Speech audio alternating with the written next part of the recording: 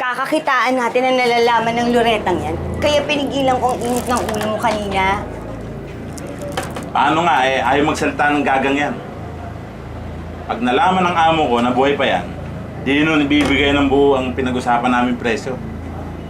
Mando, dodoblihin pa ng amo mo ang perang ibibigay niya sa'yo kapag sinabi mo sa kanya na alam mo na ang sikreto niya, kaya niya pinapapatay si Loretta.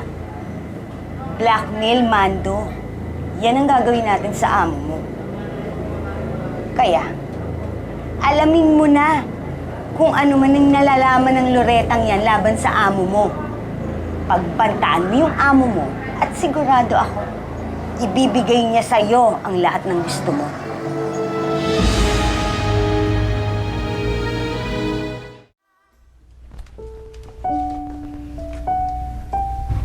Oh, halika kayo. Pasok! Sige na, huwag na kayong mahiya. Pasok, pasok! Halika kayo, pasok na. Nahihiya pa kayo eh. Magmula ngayon, dito na kayo titira. Ang bait-bait niyo naman po sa amin. Oo nga. Thank you po. Tita Rose ang itawag niyo sa akin. Thank you po, Tita Rose. Oh, paano? Sandali lang ha. Maghahanda lang ko ng hapunan natin. Maupo muna kayo dyan. Opo.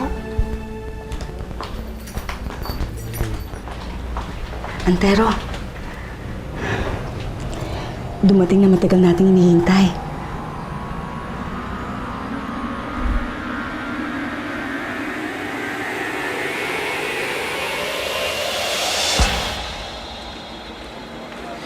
Cyril, Lizette! ako nga. Meron sana akong gustong hingin sa'yo. Ano yun? Nagpunta ako sa ospital, kung saan pareho tayo ng anak. Hinanap ko ang record ng anak ko doon, pero wala. Hindi nila makita. Hinanap ko rin sa bahay ang kopya ko, pero wala na rin ito. Total, umamin ka na naman sa akin na nagkapalit tayo ng anak. Cyril, gusto ko sanang makita ang record ng anak mo. Na anak ko. Gusto kong makita ang record ng anak ko. Nasaan ang record ng anak ko, Cyril? Nasaan ang record ng anak ko? Nasaan? Sumagot ka! Nasaan ang record ng anak ko?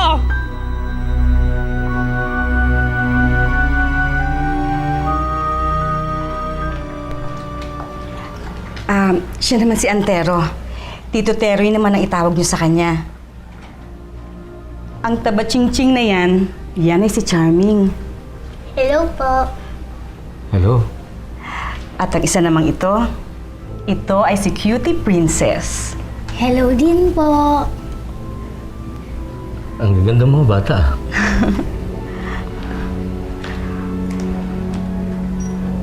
Ang mga katusabi, si Princess ang matagal na nating kasagutan sa ating problema.